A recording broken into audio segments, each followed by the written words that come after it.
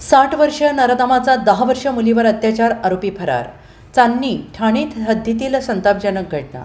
पातूर तालुक्यातील चांदणी येथील police station हद्दीतील एका गावात 10 वर्ष अल्पवयीन मुलीवर 60 वर्षीय इसमाने अत्याचार केल्याची धक्कादायक घटना सोमवार दिनांक 5 मे दुपारी उघडकीस आली. या घटनेमुळे गावासह परिसरात एकच खळबळ उडाली असून नागरिकांमध्ये संतापाची लाट उसळली आहे.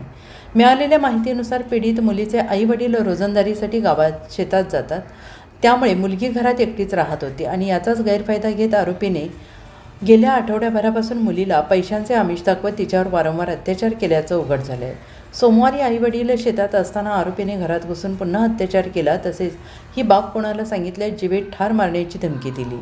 भीतीपोटी मुलीने आतापर्यंत हा प्रकार लपवून ठेवला. मात्र सोमवारी तिने आईवडिलांना घडलेली घटना सांगितली आणि त्यामुळे कुटुंबियांना मोठा धक्का बसला. त्यांनी तात्काळ मुलीला घेऊन चांदणी पोलीस ठाण्यात धाव घेतली. रात्री उशिरापर्यंत मुलीचा जबाब नोंदवण्याची प्रक्रिया सुरू होती.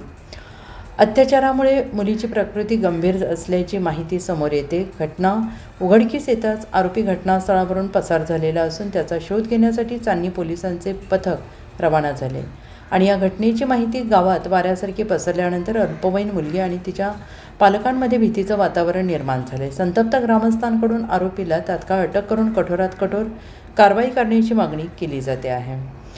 राज्यात अलीकडेच घडलेल्या नसरापूर येथील घटनेमुळे राज्यात तीव्र संतापाची लाट उसळलेली असतानाच पातूर तालुक्यातसुद्धा अशीच घटना घडली असून अशा नराधमांना थेट फाशीवर लटकवण्याची मागणी जोर धरते आहे.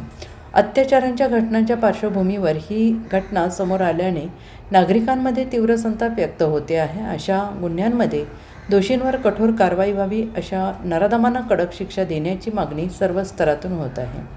पोलीस या प्रकरणाचा अधिक तपास करत असून आरोपीला लवकरात लवकर अटक करण्यासाठी प्रयत्न सुरू आहेत.